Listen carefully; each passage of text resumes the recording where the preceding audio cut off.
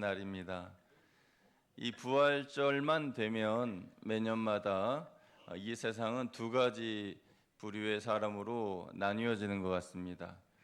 한 부류의 사람들은 예수님이 부활하셨음을 믿고 또 감사하면서 예배드리는 그러한 사람들이고, 또 한 부류의 사람들은 예수님이 살아나셨다고 그거 이야기 아니야? 지어낸 이야기지? 그 신화 속의 이야기 아닌가? 이렇게 생각하면서 예수님의 부활을 믿지 못하는 분들이죠.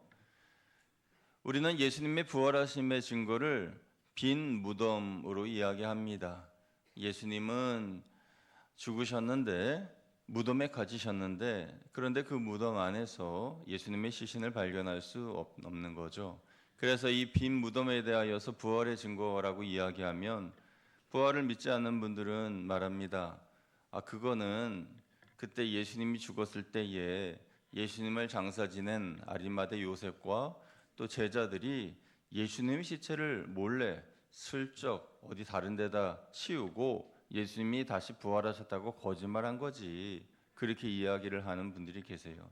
또는 그 빈 무덤을 찾아간 여인들이 다른 무덤에 찾아가서 착각해서 예수님의 시신이 없다고 이야기한 것 아니냐, 그러면서 부활이라고 이야기한 것 아니냐, 이렇게 이야기하죠. 어떤 극단적인 사람들은 예수님이 그때 십자가에서 죽으신 것이 아니다, 십자가에서 잠시 기절하셨던 것이고 그 다음날 깨어서 어디론가 사라지셨다, 이렇게 이야기를 합니다. 그런데 여러분, 그들의 이야기가 맞으려면 이 부활에 대한 오류, 어떤 오점, 그것을 발견해야 되는데 2000년이 지난 지금까지 부활이 거짓말이다라고 그 오점과 오류를 발견한 사람이 한 명도 없다는 거죠. 이것이 바로 예수님이 다시 부활하셨다는 증거라고 할 수 있겠습니다. 여기에 더하여서 저와 여러분이 부활에 대한 증거를 확실하게 나타내기 위해서, 알리기 위해서, 증명하기 위한 한 방법으로 역사적인 고증 방법을 선택할 수 있습니다. 드라마를 쓰는 어떤 작가들은 예를 들어 사극을 만들 때에 그냥 자기 머릿속에 나오는 대로 그냥 글을 쓰는 것이 아니라 역사의 고증학자, 또 역사학자, 또 관련된 학회, 그리고 관원 관련된 그런 문헌들, 그런 것들을 다 조사하고 난 다음에 그 다음에 글을 쓰는 거예요. 그래서 여기에서 말하는 바와 여기에서 말하는 바가 서로 같고 여러 사람들의 주장들이 다 일치가 될 때 정말 역사적으로 그때 그런 일이 있었구나라는 것을 알 수가 있는 거죠.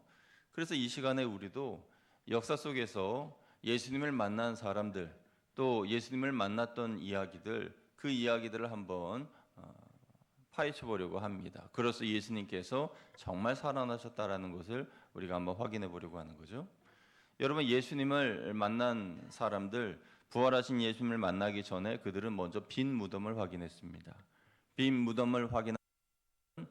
처음 빈 무덤을 확인한 사람들은 세 명의 여인들이었습니다.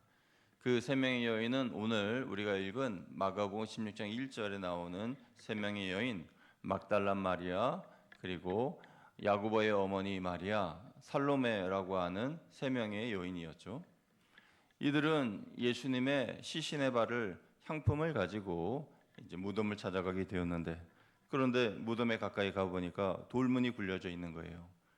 이 이스라엘의 장례 문화는 우리나라하고 달라서 거기는 동굴 같은 곳에다가 시신을 놓고 그리고 돌문으로 그 입구를 막는, 그것이 장례의 문화였습니다. 그래서 가보니까 커다란 돌문이 옮겨져 있고 들어가 보니 그 안에 예수님의 시신이 없는 거예요. 깜짝 놀랐는데 옆에 보니까 흰 옷을 입은 한 청년이 거기 앉아 있더라라고.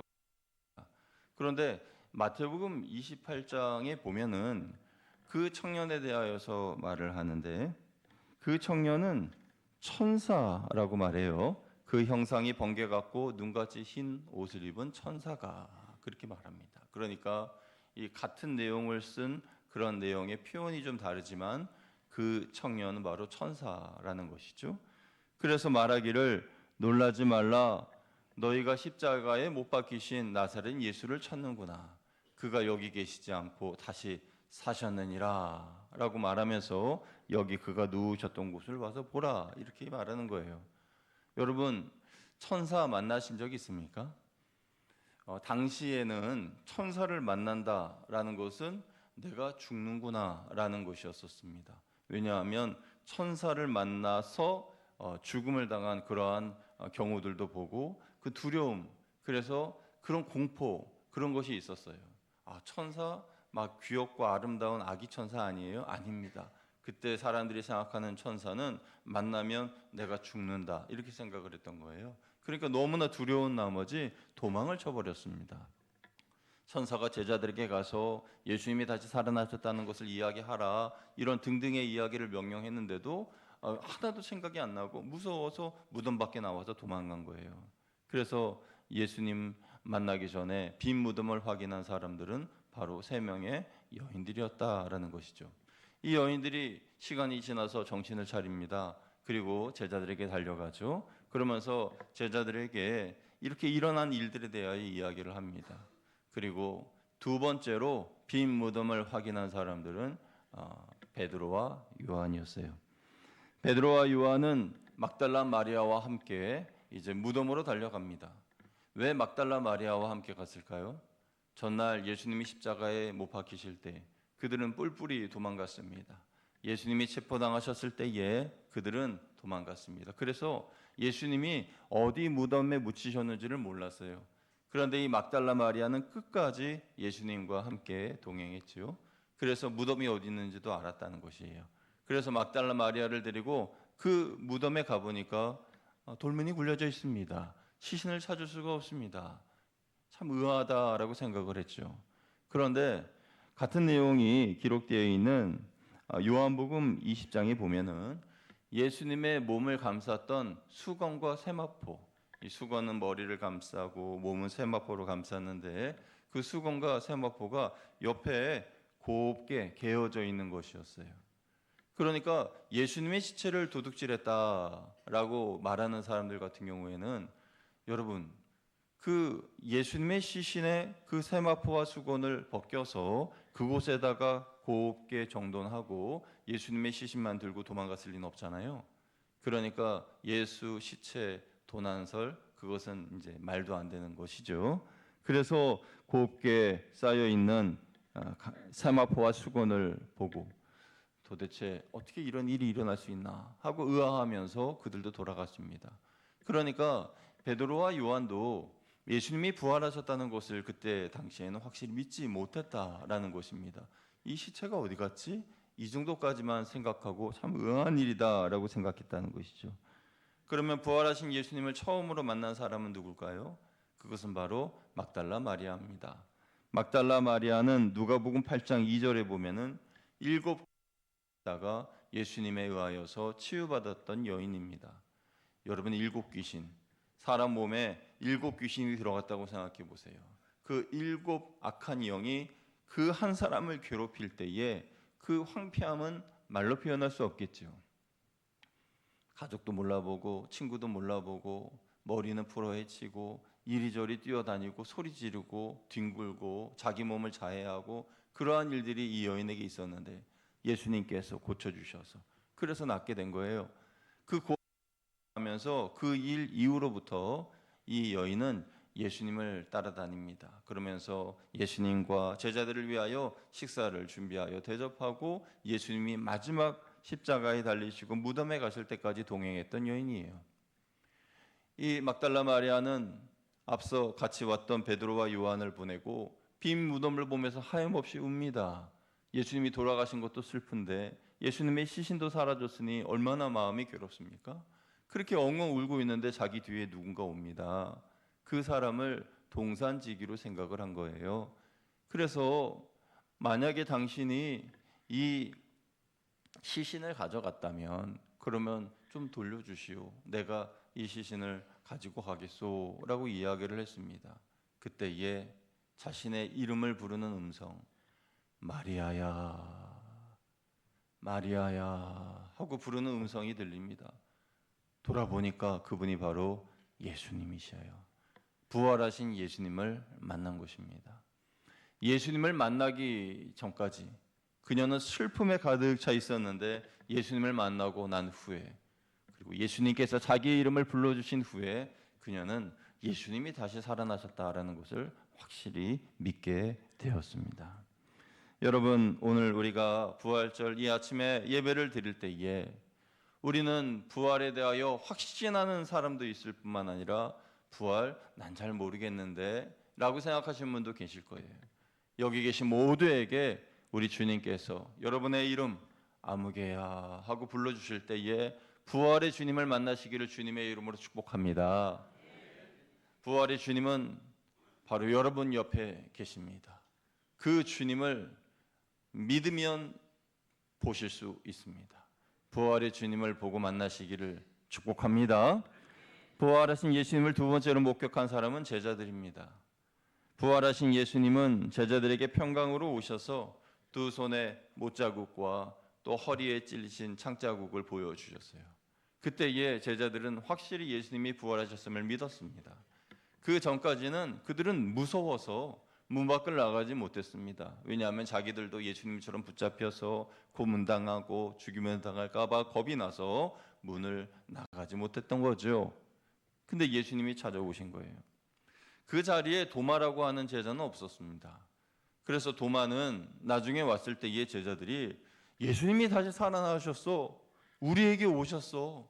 우리가 예수님의 못 박힌 손과 허리에 창자국도 보았다니까 얘기를 해도 믿지를 않습니다. 여러분, 지금도 도마와 같은 크리스찬들이 많이 있지요. 저도 그럴 때도 있습니다. 여러분, 성경 말씀을 읽을 때에 그 성경에 분명히 기록되어 있는 사실들을 믿지 못할 때가 많이 있습니다. 홍해 바다가 확 갈려졌다. 하늘에서 만나가 내려왔다. 반석에서 물이 터졌다. 죽었던 사람이 살아났다. 엘리야가 죽지 않고 불병거를 타고 하늘로 올라갔다. 에녹은 죽지도 않고 하나님께 들림 받았다. 뭐 이러한 성경의 여러 가지 이야기들을 들으면서 뭐 이런 말도 안 되는 이야기가 있을 수 있어. 그런데 성경에는 창세기 1장 1절 제일 처음 시작하는 첫 구절이 하나님이 태초에 천지를 창조하셨느니라 이 말씀인 거죠. 여기에서부터 믿음이 가지 않으면 성경 말씀 전체를 믿을 수가 없는데, 그런데 도마와 같은 마음을 가지면 도대체 믿어지지가 않아요. 예수님이 도마에게 나타나셨습니다. 그리고 도마에게 못 박힌 손과 허리에 창자국을 보여주셨어요. 그때에 도마가 고백합니다. 나의 주님이시고 나의 하나님이십니다. 그것은 그의 회개의 고백이었어요. 내가 믿지 못해서 하나님, 예수님 너무너무 죄송합니다. 그런 고백이었던 것이죠. 여러분, 도마가 예수님을 믿지 못했을 때 예수님이 직접 찾아오셨듯이 우리가 예수님을 믿지 못할 때 예수님은 우리를 직접 찾아오십니다. 그래서 사랑스러운 이름으로, 사랑스러운 음성으로 우리의 이름을 불러주시죠. 아무개야. 그때 그 음성을 들으시면 믿음이 생기고 구원을 얻게 되는 줄로 믿습니다. 세 번째로 부활하신 예수님을 만난 이들은 엠마오로 가는 두 제자입니다. 누가복음 24장에 보면 엠마오로 내려가는 두 제자가 허탄한 마음으로 왜 예수님께서 십자가에 달려 죽으셨을까를 이야기합니다. 그런데 한참 이야기하고 있는 중에 누군가 그들 사이에 끼어들어서 같이 이야기를 하는 거예요. 당신들 지금 무슨 이야기를 하는 거요? 라고 누군가 물어봅니다. 예수님이셨습니다. 그런데 그들은 예수님인 줄을 몰랐죠. 그러면서 제자 중에 글로바라고 하는 한 사람이 좀 이상하게 쳐다봅니다. 아니, 요 근래에 예루살렘에서 있었던 일을 당신 모르시오? 이렇게 야단법석이고 이 놀라운 이슈가 일어난 이 일을 모른단 말이에요. 하면서 예수님에 대한 이야기, 일어났던 일들에 대한 이야기를 이야기합니다. 여러분, 참 너무 우스운 상황 아닙니까? 바로 옆에 예수님이신데 그 예수님에게 지금 일어났던 일들에 대하여서 이야기를 하고 있는 거예요. 그런데 사실 우리의 신앙생활 가운데에 이러한 일들은 종종 일어나는 일들입니다. 부활하신 예수님께서 보혜사 성령님으로 예배 시간에 임재하셨는데 그 성령님을 느끼지 못하는 것, 엠마오로 내려가는 제자들이 예수님을 누구신지 모르고 엉뚱한 소리를 하는 것과 마찬가지 아니겠습니까? 예수님께서 선한 길로 여러분 인도해 주시려고 손을 여러분들에게 펼쳐 주셨는데 그 손을 잡지 않고 내 생각대로 네 방법이 옳다 하면서 가다가 실패하고 좌절했을 때 엠마오의 두 제자와 같은 모습 아닙니까? 그렇다면 엠마오로 가던 제자들은 왜 예수님을 못 알아본 걸까요? 그것은 그들이 예수님이 말씀하신 십자가의 죽음과 부활에 대한 영적인 이해가 없었습니다. 왜 예수님이 죽으셔야만 했는지 이해를 하지 못했습니다. 그래서 예수님은 절망에 빠진 그들과 함께 동행하면서 성경에 나온 예수님에 대한 말씀을 풀어서 설명을 해주십니다. 모세의 이야기, 선지자들의 이야기, 그리고 성경에 예수님과 관련된 이야기들을 풀어서 이야기해 주죠. 그러다가 엠마오에 도착했습니다. 이제 예수님은 다른 곳으로 가시고 자기 둘만 남았는데 생각해 보니까 정말 말씀 한 구절 한 구절이 다 옳은 말씀이고 이상하게 이 마음에 뜨거운 것이 자꾸 올라오는 거예요. 그러면서 서로 이야기합니다. 아까 길에서 그분이 성경을 풀어주실 때에 우리의 마음이 뜨겁지 아니하더냐? 우리의 마음이 뜨겁지 아니하더냐? 그러면서 그분이 예수님이시구나 라는 것을 깨닫고 그들은 다시 왔던 길로 돌이켜 예루살렘으로 올라갑니다. 그리고 제자들을 만나서 하는 말이 우리가 예수님을 만났어. 우리가 살아나신 예수님을 만났다고 하면서 제자들에게 이야기를 하는 거예요. 그러니까 제자들도 우리도 만났지 하면서 기뻐하면서 그렇게 만난 이야기 누가복음 24장에 기록되어 있죠. 여러분 엠마오로 내려갈 때 모든 꿈이 무너져 낙심한 그들이었지만 예수님은 그들을 다시 동행해 주시고 붙잡아 주셔서 소망을 주셨습니다. 예수님은 낙심한 이들에게 소망을 주시는 분이십니다. 이 시대에 낙심할 일도 많고 또 걱정거리도 많지만은 예수님과 함께 동행하면 우리의 마음은 회복되고 우리의 낙심은 기쁨으로 소망으로 바뀌게 되는 줄로 믿습니다. 부활하신 예수님은 제자들에게 보이신 후에 많은 무리들에게도 보이셨습니다. 고린도전서 15장 5, 6절을 보면 500여 형제들이 일시에 부활하신 예수님을 만났다고 기록되어 있는데요. 우리 같이 한번 읽어보도록 하겠습니다. 시작. 게바에게 보이시고 후에 12 제자에게와 그 후에 500의 형제에게 일시에 보이셨나니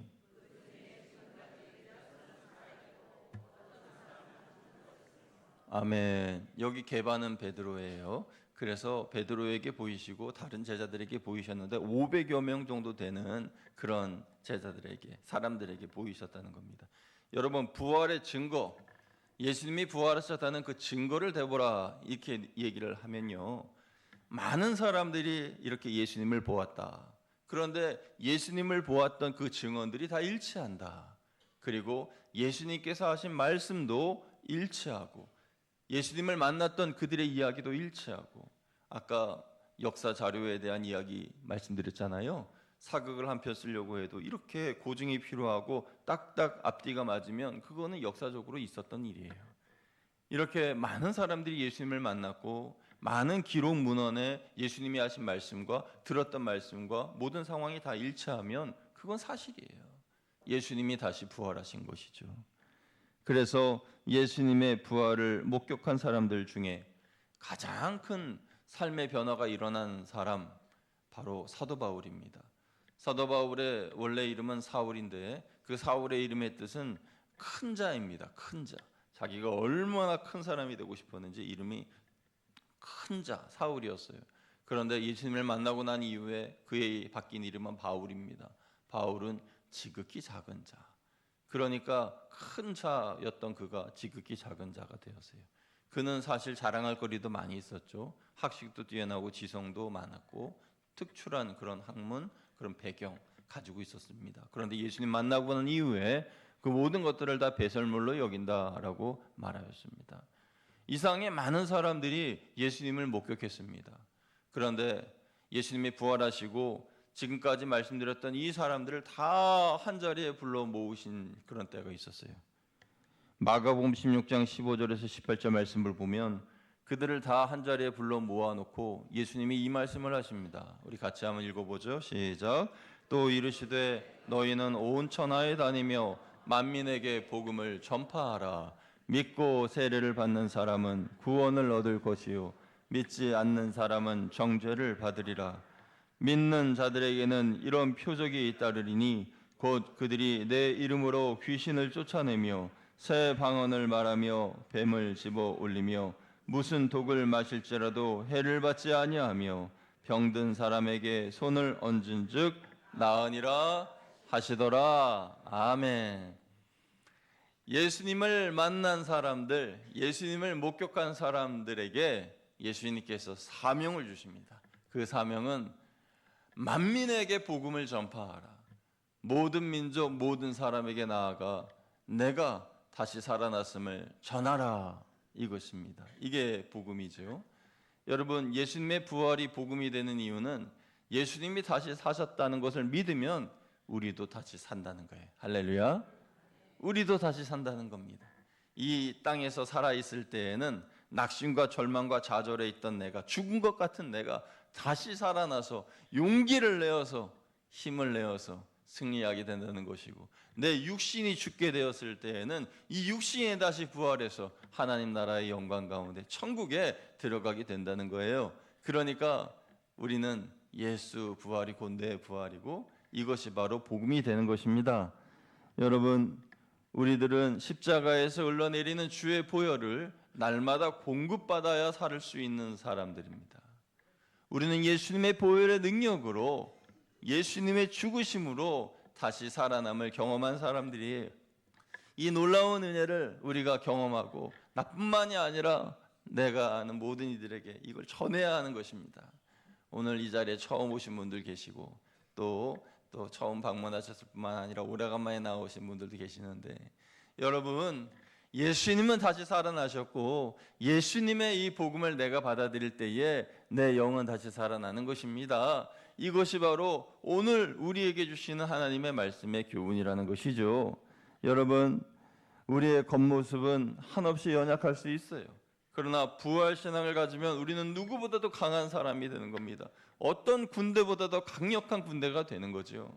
이렇게 해서 만들어진 부활의 증인들의 모임이 초대교회가 되었어요. 그래서 그 초대교회 성도들은 부활의 증인으로서 예수님의 복음을 증거하며 살았습니다. 여러분, 부활의 증인은 모이면 기도하고 흩어지면 전도하는 사람들입니다. 부활하신 예수님은 오늘 우리에게 찾아오셔서 너희가 나의 부활의 증인이 되어다오 라고 말씀을 하십니다. 왜일까요? 아직도 이 땅에는, 이 지구상에는 예수님을 믿지 않는 사람들이 너무나 많아요.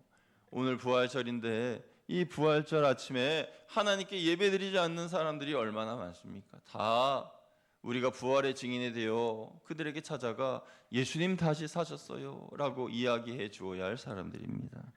여러분, 혹시 누군가 여러분에게 예수님의 부활 그거 거짓말 아니요? 지어낸 이야기 아니에요? 라고 이야기할 때에 여러분 이렇게 말씀하십시오. 예수님 다시 사셨습니다. 살아계신 예수님을 만나러 우리 같이 교회에 갑시다 하고 여러분들 그들에게 말씀해 주시길 바랍니다. 그것이 바로 복음을 전하는 것이고 부활의 증인으로서의 모습인 것입니다.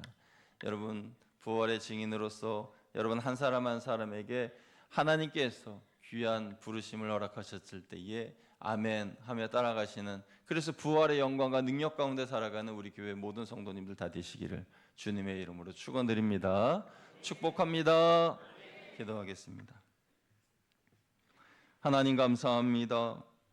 예수 그리스도의 십자가의 죽으심과 부활하심이 우리의 영을 살리고 오늘 우리가 기쁨으로 예배 드릴 수 있는 근거가 됩니다.